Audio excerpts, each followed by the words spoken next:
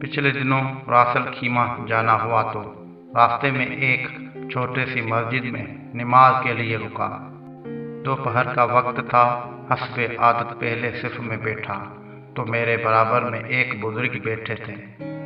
کالے لیکن چہرے پر پلا کی تمکنک تھی۔ میں نے سوچ لیا کہ نماز کے بعد ان سے ضرور ملوں گا۔ جماعت ختم ہوئی تو وہ مسجد کے ایک کونے میں قرآن لے کر بیٹھ گئے۔ میں ہمت کر کے قریب گیا، سلام کیا اور پوچھا، اردو سمجھتے ہیں؟ انہیں بہت اچھی طرح اردو آتی تھی۔ ان کا تعلق یمن کے ایک تبلیغی جماعت سے تھا۔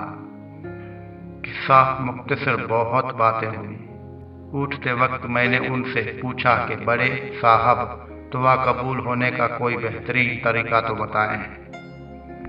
کہنے لگے 100% گارنٹی کے ساتھ دعا کی قبولیت کا طریقہ بتاؤں۔ میرے پاس کھڑے ہو گئے۔ کہنے لگے اللہ تعالیٰ رد نہیں کرتا۔ کہنے لگے اللہ تعالیٰ رد ہی نہیں کرتے۔ میں نے بے چین ہو کر کہا جی بسم اللہ۔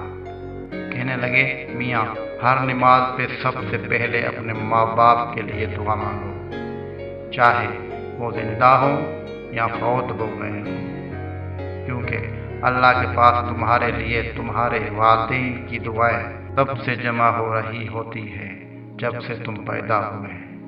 کہنے لگے یہ عمل آج سے ہی کر کے دیکھو۔ سرابے دیکھا ہی نہ، جیسے جیسے اس کے قریب جاؤں وہ مٹتا جاتا ہے۔ دعا کے اس عمل سے تمہاری زندگی سے پریشانیاں اسی سرابے کی طرح مٹ جائیں گی انشاءاللہ۔ یقین کرے اس دن کے بعد سے میں نے ایک بار بھی گناہ نہیں کیا، اور راستے ایسے کھل رہے ہیں جیسے صبح رات کو کاٹ کر روشنی پھیلاتے ہیں۔